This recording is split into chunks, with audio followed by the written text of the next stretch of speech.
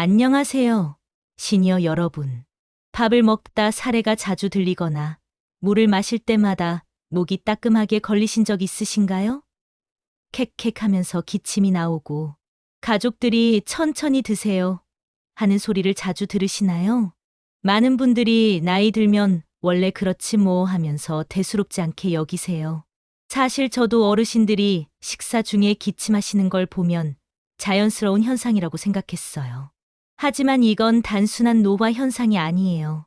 사실 이런 증상은 연하장애, 즉 삼킴장애일 가능성이 큽니다. 연하장애라는 말이 좀 생소하시죠? 의학 용어라서 어렵게 들리지만 간단히 말하면 음식이나 물을 삼키기 어려운 상태를 말해요. 이 증상을 방치하면 정말 위험해요.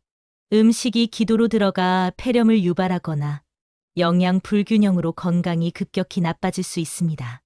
오늘은 연하장애가 무엇인지, 왜 위험한지, 그리고 어떻게 대처해야 하는지 자세히 말씀드릴게요.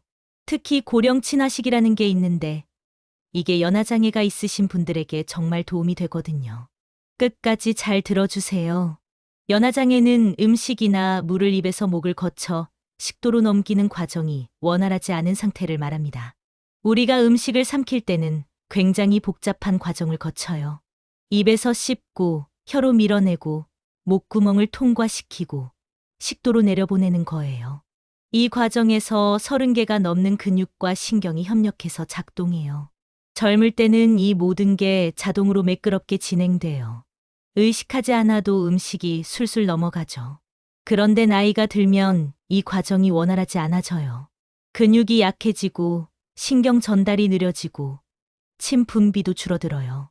원인은 여러 가지가 있어요.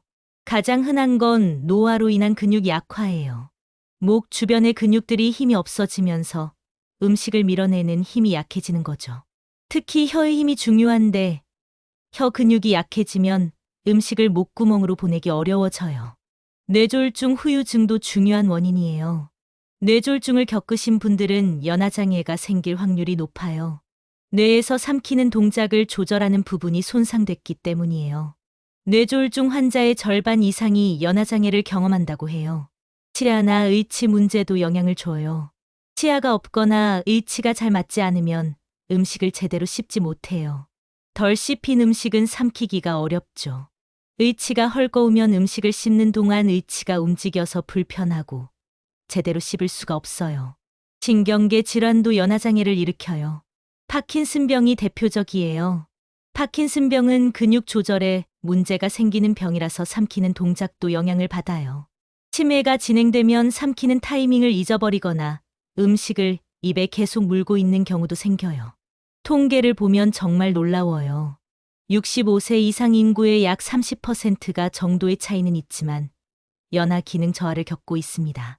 10명 중 3명이에요. 생각보다 많은 분들이 이 문제로 고생하고 계시는 거예요. 그럼 연하장애가 있는지 어떻게 알 수 있을까요? 위험한 신호들이 몇 가지 있어요. 식사 중 자주 기침이 나온다면 의심해 봐야 해요. 가끔 살에 드는 건 누구나 있는 일이에요. 하지만 매 끼니마다 기침을 한다면 문제가 있는 거예요. 음식이나 물이 기도로 잘못 들어가고 있다는 신호거든요. 음식을 삼킬 때 통증이나 이물감이 있으신가요? 음식이 목에 걸린 것 같고 삼키려고 하면 아프다면 연하장애일 수 있어요. 정상적으로는 음식이 부드럽게 넘어가야 하는데 걸리는 느낌이 든다면 식도나 목 부분에 문제가 있는 거예요. 식사 시간이 길어지고 체중이 빠지는 것도 중요한 신호예요. 예전에는 30분이면 식사를 끝냈는데 이제는 1시간씩 걸린다면 주의해야 해요. 삼키기 어려우니까 천천히 먹게 되고 결국 충분히 먹지 못하게 돼요. 그러면 체중이 줄어들죠. 음성이 탁하거나 가래가 자주 생기는 것도 연하장애의 신호예요. 음식이나 침이 성대 주변에 고이면 목소리가 걸걸해져요. 쉰 목소리가 났네 하시는데 이게 계속되면 연하장애를 의심해 봐야 해요. 이런 증상이 지속되면 반드시 이비인후과나 재활의학과에서 연하검사를 받아야 합니다. 연하검사는 어떻게 하냐고요? 여러 방법이 있는데 가장 흔한 건 비디오 투시 검사예요. 바륨이 섞인 음식을 삼키는 모습을 엑스레이로 찍어서 음식이 어떻게 이동하는지 확인하는 거예요. 내시경을 이용한 검사도 있어요. 가느다란 내시경을 코로 넣어서 목 안을 직접 보면서 삼키는 동작을 관찰해요. 불편하긴 하지만 정확하게 문제를 찾을 수 있어요. 연화장애가 확인되면 치료를 시작해야 해요. 치료 방법은 원인과 정도에 따라 달라요. 근육 약화가 원인이라면 재활 치료를 해요. 삼키는 근육을 강화하는 운동을 하는 거죠. 언어 치료사의 도움을 받아서 삼키는 연습을 해요. 뇌졸중 후유증이라면 더 집중적인 재활이 필요해요. 신경계 질환이 원인이라면 그 질환 자체를 관리해야 하고요. 치아 문제라면 치과 치료를 받아서 의치를 새로 맞추거나 치아를 고치면 돼요. 하지만 치료와 함께 가장 중요한 건 식사 관리예요. 음식을 어떻게 먹느냐가 정말 중요하거든요. 여기서 고령 친화식이 등장해요. 고령 친화식품이 뭘까요? 씹고 삼키기 쉽게 조리된 음식이에요. 질감과 점도를 조절해서 살해를 방지하고 영양 섭취 균형을 동시에 잡은 식단입니다. 고령 친화식에는 단계가 있어요. 연화장애의 정도에 따라 음식의 형태를 다르게 하는 거죠. 가장 심한 단계는 미음이나 유동식이에요. 거의 물처럼 흘러내리는 상태예요. 그 다음은 죽 형태, 그 다음은 부드러운 반찬, 이런 식으로 단계가 있어요. 구체적으로 어떤 음식들이 좋을까요? 부드럽게 익힌 생선 조림이 아주 좋아요. 생선은 고단백 식품이면서도 부드럽게 익히면 살이 쉽게 부서져요. 특히 흰살 생선이 좋아요. 명태, 가자미, 대구 같은 생선이요.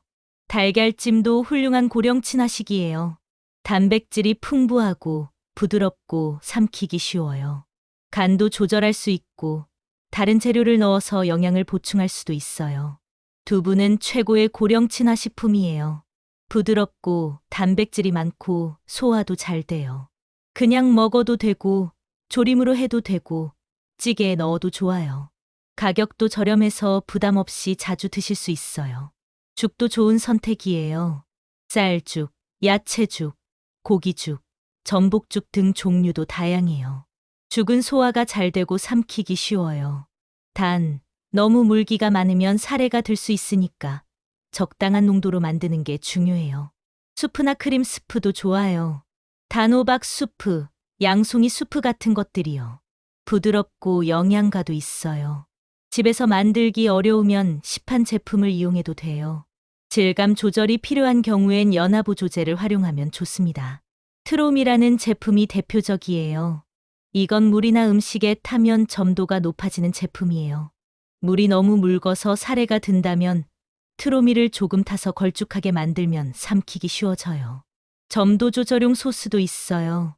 음식에 부어서 전체적으로 부드럽고 미끄럽게 만드는 소스예요. 이런 제품들은 약국이나 온라인에서 구입할 수 있어요. 식사 자세도 정말 중요해요.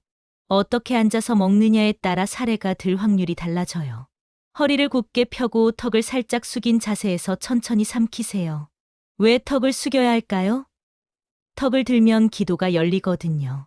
그러면 음식이 기도로 잘못 들어갈 수 있어요. 턱을 살짝 숙이면 기도가 막히고 식도가 열려서 안전해요. 식사 속도도 조절해야 해요. 천천히 한 입씩 완전히 삼키고 나서 다음 입을 떠야 해요. 급하게 먹으면 살에 들기 쉬워요. 충분히 씹고 여러 번 삼키는 동작을 하는 게 좋아요. 식사 중에 말을 하는 건 피하세요. 말하면서 먹으면 음식이 잘못 들어갈 수 있어요. 식사에만 집중하시고 이야기는 식사 후에 하세요. 요즘은 혼자 사시는 시니어 분들이 많으시죠. 혼밥하시는 분들을 위한 실용 팁을 드릴게요. 영양 결핍을 막으려면 하루 한 끼는 단백질 중심으로 구성하세요. 달걀, 두부, 생선 중에서 하나는 꼭 드세요. 단백질이 부족하면 근육이 더 약해지고 면역력도 떨어져요. 음식이 잘 넘어가지 않을 때는 국물보다는 점성이 있는 죽 형태로 전환하세요. 국물은 의외로 살에 들기 쉬워요. 물처럼 흘러내리니까요. 죽은 점도가 있어서 천천히 넘어가서 더 안전해요. 최근에는 편의점에서도 고령 친화 제품이 나와요. 고령 친화 도시락이나 연화식 반조리 식품이 판매되고 있어요. 두부조림 도시락, 부드러운 연근조림, 저염 간장국 같은 거요. 요리하기 힘드신 분들은 이런 제품을 활용하는 것도 방법이에요. 온라인 쇼핑몰에도 고령 친화식품이 많아요. 검색창에 고령 친화식 또는 연화식이라고 치면 여러 제품이 나와요. 죽, 미음, 부드러운 반찬, 영양 보충제 등이 있어요. 냉동 제품도 있어서 보관하기 편해요. 수분 섭취도 조절해야 해요. 물을 마실 때 사례가 든다면 물의 점도를 높이세요. 앞서 말한 트로미 같은 제품을 쓰면 돼요. 또는 젤리나 푸딩처럼 점도가 있는 형태로 수분을 섭취하는 것도 방법이에요. 식후에는 바로 눕지 마세요. 최소 30분은 앉아 있거나 가벼운 산책을 하세요. 바로 누우면 음식이 역류할 수 있고 폐로 넘어갈 위험도 있어요. 연화장애를 예방하는 운동도 있어요. 혀 운동이 대표적이에요. 혀를 내밀었다, 집어넣기, 혀로 입술핥기, 혀로 입천장 밀기 같은 동작이에요. 이런 운동을 하루에 여러 번 하면 혀 근육이 강화돼요. 목 근육 운동도 도움이 돼요. 턱을 가슴 쪽으로 당기는 동작, 고개를 좌우로 돌리는 동작을 천천히 반복하세요. 삼키는 연습도 해보세요. 침을 모아서 의식적으로 꿀꺽꿀꺽 삼키는 거예요. 가족분들도 주의 깊게 살펴주세요. 부모님이나 조부모님이 식사 중에 자주 기침하시거나 식사 시간이 길어지거나 체중이 줄고 있다면 연화장애를 의심해 보세요. 병원에 모시고 가서 검사받게 해드리세요. 삼키기 힘들다고 식사를 줄이면 근육이 더 약해지고 면역력도 떨어집니다. 악순환이 시작되는 거예요. 잘 못 먹으니까 영양이 부족해지고, 영양이 부족하니까 근육이 더 약해지고, 근육이 약해지니까 더 삼키기 힘들어지는 거죠. 입맛이 떨어질수록 오히려 먹는 방법을 바꿔야 할 때입니다. 포기하지 마시고 고령 친화식으로 전환해 보세요. 부드럽게 조리하고 형태를 바꾸고 필요하면 보조제를 쓰세요. 방법은 많아요. 부드럽게, 따뜻하게, 천천히. 이 세 가지가 시니어 식사의 핵심입니다. 음식은 부드럽게 조리하고 따뜻한 온도로 드시고 천천히 씹고 삼키세요. 이것만 지켜도 연화장애로 인한 위험을 크게 줄일 수 있어요. 삼키는 힘을 지키는 건 생명을 지키는 일입니다. 과장이 아니에요. 흡인성 폐렴은 노인 사망 원인 중 상위권이에요. 음식이 폐로 들어가서 생기는 폐렴인데 정말 위험해요. 연화장애를 잘 관리하면 이런 위험을 피할 수 있어요. 오늘 식사 한 입 천천히 음미해 보세요. 급하게 먹지 마시고 맛을 느끼면서 천천히 드세요. 음식을 삼키기 전에 충분히 씹으시고 턱을 살짝 숙이고 삼키세요. 이런 작은 습관들이 모여서 건강을 지켜줘요. 여러분 모두 맛있는 식사로 행복한 노후 보내시길 바랍니다. 들어주셔서 감사합니다.